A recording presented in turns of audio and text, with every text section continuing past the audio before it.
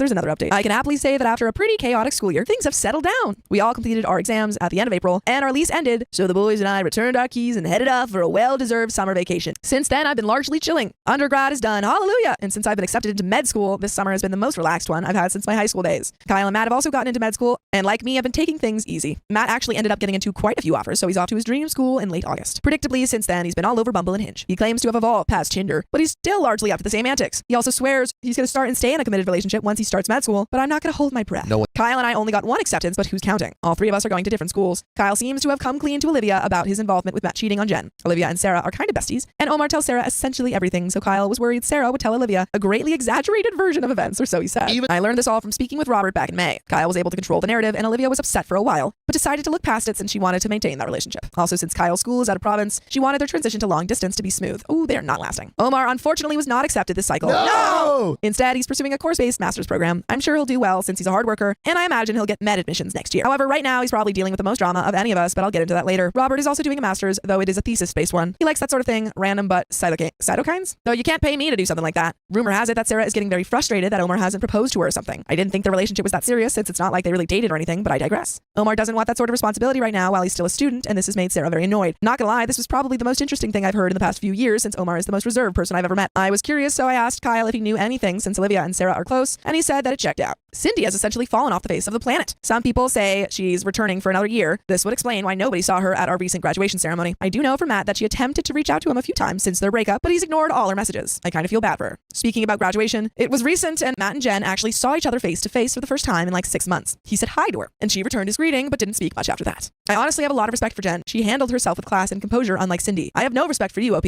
I still think Matt is a moron for giving up what was clearly a good thing for someone like Cindy. But yeah, that's how things shaped up. I'm glad undergrad is done and feel like the whole situation was uncomfortable, but it made me more mature. No, it didn't. That's the end of that story. It did not make me more mature.